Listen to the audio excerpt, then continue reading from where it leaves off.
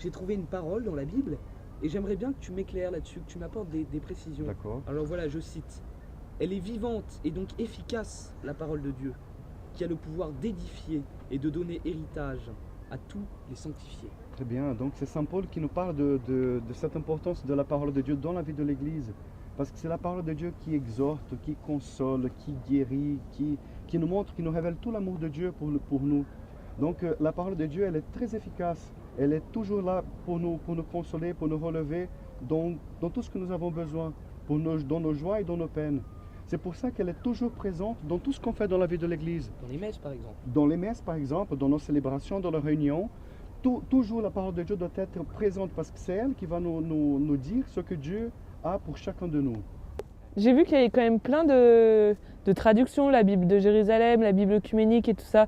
Qu'est-ce qu'on doit faire avec toutes ces traductions? Oui, en fait, effectivement, il y a plusieurs traductions, plusieurs versions. Et ce n'est pas un problème, c'est même une solution, on va dire.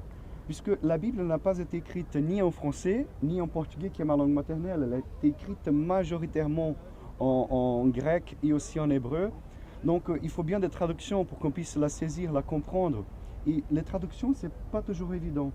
Et c'est pour cela que l'Église, elle essaie d'encourager toujours les études et les traductions, plusieurs versions, pour qu'on puisse essayer de saisir au maximum possible ce que Dieu veut nous apprendre.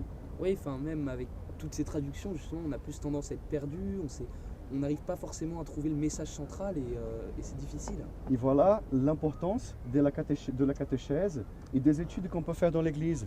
Plusieurs diocèses dans le monde, ils ont des écoles bibliques, il y a des parcours bibliques. Même dans notre diocèse Fréjus-Toulon, nous avons un parcours biblique qui est très important, qui nous apprend à connaître davantage la parole de Dieu pour qu'on puisse mieux l'intégrer et vivre cette parole dans notre quotidien.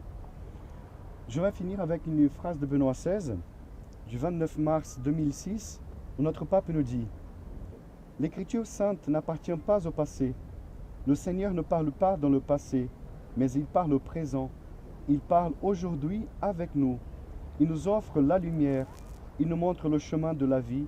Il nous offre une communauté. Il nous prépare ainsi. Il nous ouvre à la paix. Amen. Amen.